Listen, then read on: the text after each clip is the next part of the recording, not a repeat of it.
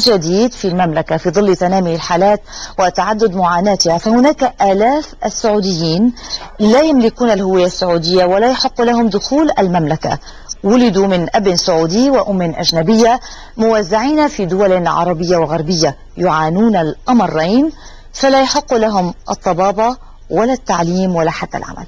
على ضوء معاناتهم طلب مجلس الشورى السعودي بتسهيل إجراءات الزواج بالأجانب بهدف الحد من الزيجات غير النظامية في الخارج التي تتسبب في حالات إنسانية صعبة. كما بدأت بعض الأصوات تتعالى مطالبة بمنح الأجنبي المتزوج من سعودية بنفس الحقوق. الحب وحده لا يكفي لتكون السعودية فاطمة سعيدة مع زوجها المصري هيثم، فنظرة المجتمع تارة واصطدامهما ببعض الإجراءات القانونية تارة أخرى تمنعانهما من التفكير في الإنجاب حاليا، على العكس تماما لو أنها كانت رجلا كما تقول.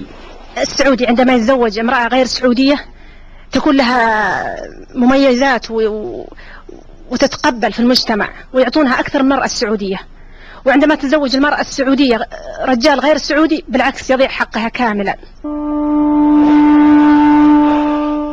وجه آخر للمشكلة فما يربو على 1000 طفل سعودي يعيشون وسط أوضاع صعبة في الخارج نتيجة زيجات غير نظامية نظرا لصعوبة الإجراءات المتبعة في هذا الشأن، مما دعا أعضاء في مجلس الشورى السعودي للمطالبة بتسهيل إجراءات زواج السعودي من غير السعودية، ليس تشجيعا للزواج من الخارج ولكن بهدف الحد من الزيجات غير النظامية التي أدت إلى تشرد هؤلاء الأطفال في بلاد أمهاتهم.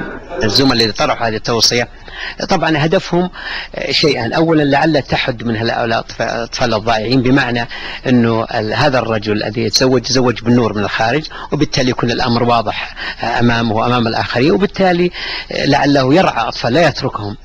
طبعا هذا رأي. الرأي الآخر أنه ليس بالضرورة، هناك الآن آلاف الأطفال مشردون أخذوا إذن بالزواج، لكن عندما تزوجوا وقضوا وطرهم مع الأسف رجعوا إلى المملكة وتركوا أطفالهم. بعضهم الآن لا يعرف الأطفال، بعضهم لا يعرف آبائهم.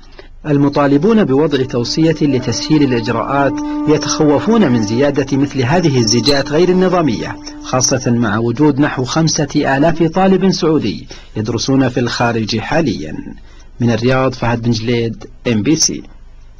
هل تسهيل الزواج السعودي من أجانب يحل إذن المشكلة أم العكس يزيد من المشاكل الإنسانية وفي بعض الأحيان يؤثر على العلاقات الدبلوماسية بين البلدين؟ الحديث عن هذا الموضوع معي من الرياض دكتور مفلح القحطاني نائب رئيس الجمعية الوطنية السعودية لحقوق الإنسان. سيد مفلح، يعني كيف ترى الموضوع؟ هل تسهيل الزواج قد يزيد أم يحل المشكلة؟ بسم الله الرحمن الرحيم. الحقيقة أن تسهيل الزواج قد يحل المشكلة القائمة حاليا، ولكن على المدى البعيد قد يخلق مشكلة أخرى. فالتسهيل له آثار إيجابية وسلبية، وأيضا المنع له آثار إيجابية وسلبية.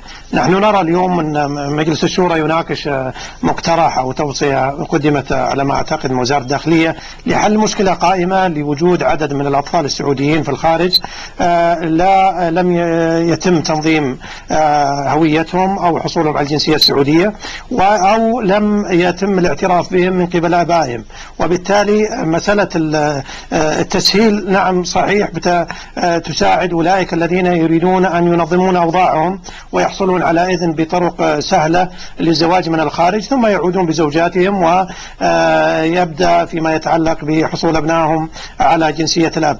لكن في مراحل لاحقة وعندما يحدث الخلاف بين الزوج والزوجة أو الانفصال تبدأ المعاناة بالنسبة للأبناء، وبالنسبة لحق الأم في حضانة الأبناء أو رؤيتهم أو زيارتهم، وخاصة في ظل وجود نواحي اجتماعية بين بلدي الزوجي. دكتور مفهم، أفهم منك بأنه يعني تسهيل الزواج قد يزيد المشاكل، يعني الهدف منه الآن هو حل المشكلة القائمة، المشردين السعوديين الموزعين في دول عربية وأوروبية وغربية. كيف يمكن حل هذه المشكلة؟ يعني كيف يمكن أن يكون هذا القرار يحل هذه المشكلة القائمة ويراقب الزواج من أجنبيات؟ يعني كيف يمكن الاستفادة منه؟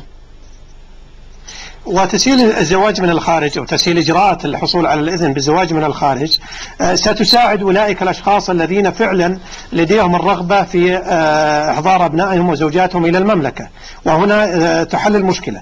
لكن أولئك الأشخاص الذين لا يرغبون أصلا في الاعتراف ببنوة الأبناء أو لا يرغبون إحضار الزوجات، هذا بالنسبة لموضوع تسهيل الزواج لا يقدم لهم شيئا، وإنما يحتاجون إلى إجراءات أخرى طرح بعضها في مجلس الشورى، من ضمنها محاولة إجبارهم على الخضوع لاختبارات أو فحوصات طبية للتأكد من إثبات البنوة، ومن ثم إجبارهم بتحمل المسؤولية فيما يتعلق بأبنائهم والإنفاق عليهم ومنحهم الاسم والجنسية وما إلى ذلك. دكتور مفلح القحطاني، شكرا جزيلا لك.